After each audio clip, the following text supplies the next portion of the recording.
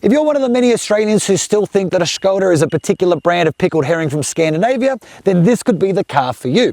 See, Skoda sold more than 1.1 million cars around the world in 2016. The only problem is just 0.4% of those sales were here in Australia, where the brand remains something of an unknown. But this could be the car that changes all that. The Skoda Kodiaq is a 7-seat family hauler that's also the brand's best chance of propelling itself onto mainstream shopping lists. It isn't quirky, it isn't odd looking, it isn't even niche, and it might just be the best Skoda ever.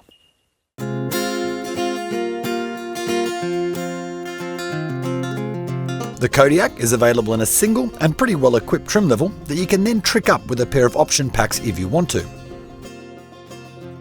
The base offering will net you 7 seats, a petrol engine and 4-wheel drive as standard fit, but also adds some genuine niceties like Alcantara trim, 19-inch alloy wheels and a nav-equipped 8-inch touchscreen that gets both Apple CarPlay and Android Auto. Lane Keep Assist, blind spot monitoring, leather seats and Tri-Zone Climate are found inside the optional luxury pack, while the adaptive chassis system that includes adaptive suspension is locked inside the optional tech pack. Standard safety though is already a strong suit with 9 airbags, AEB and a reversing camera, joining parking sensors, fatigue detection and a tyre pressure monitoring system, all of which help contribute to the Kodiaq's 5-star ANCAP safety rating. Amongst die-hard fans, Skodas are famous for what they call their simply clever features, and while yes, that does sound suspiciously like marketing guff, the Kodiaq has them by the bagful. The rear child door locks are now electric and can be switched on or off from the driver's seat. There's a removable torch, a plastic holder in the windscreen for your car parking ticket, and even a digital voice enhancer which uses a microphone in the steering wheel to beam your voice into the third row of seats using the stereo speakers, but this bit is our personal favourite. Each of the 4 doors is equipped with a door edge protector, which magically pops out when you open it, protecting against dings in the car park, and then just as magically disappears when you close it. It is genuinely clever stuff. For a dedicated 7-seater, the Kodiaq is actually pretty dainty, arriving marginally shorter than a Hyundai Santa Fe, but miles smaller than Mazda's CX-9. And because it's sold as a 5-seater in international markets, Skoda has poured much of its focus into the first 2 rows of seats. And all of that translates to a fairly big and usable cabin, especially for the first 2 rows, but there are plenty of other niceties too. These seats are Alcantara, those wheels are 19 inches, and this beautiful 8-inch touchscreen is both Apple CarPlay and Android Auto equipped. In fact, the only thing that doesn't really work in here is this plastic wood-style cladding, which we feel is a slightly tacky element in an otherwise premium interior. Now, life is comfortable for second-row passengers as well, but this third row, it is reserved for kids. Now, this second row of seats actually moves on rails forwards and backwards, so you can prioritise space for either row, but I've already done that and life is still pretty squishy back here. The Skoda arrives as a 1-engine, 1-gearbox offering for now, though a diesel variant will arrive by the end of 2017. And fortunately, the one we've got's a pretty handy unit. A new for Skoda 2-litre TSI plant that channels its power through a 7-speed DSG automatic before feeding it to all 4 wheels.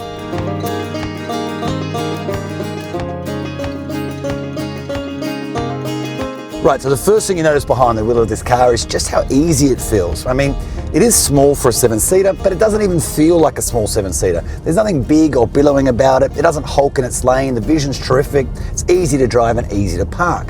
It's just easy. It's also surprisingly energetic. That petrol engine will produce 132 kilowatts and 320 newton meters, and that means a 0 to 100 sprint of 8.2 seconds. That's pretty good for a car in this segment. And if you can convince the family to head off in search of some proper driving roads, you'll actually find the Kodiaq's up to the job. Sure, you can feel its weight, especially over the front end and especially on a downhill run, but it's actually pretty dynamic. Now, there are some niggles. I'm not 100% convinced by the steering. I feel it's a little too light in its normal setting, a little too heavy in its sports setting, and it's missing that kind of Goldilocks just right happy medium. And we've only driven cars fitted with the adaptive suspension, and that can get a little loud and a little crashy if you leave it in sport mode. All up though, if you haven't driven a Skoda before, and let's face it, that's pretty much all of you, and you are in the market for a big 7-seat SUV, this should be on your test drive list.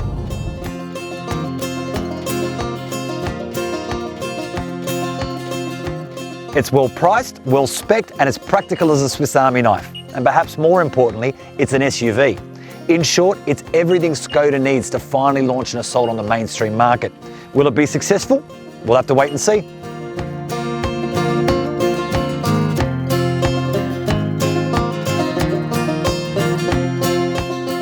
To read the full review, click here, and don't forget to subscribe to stay on top of all our latest videos.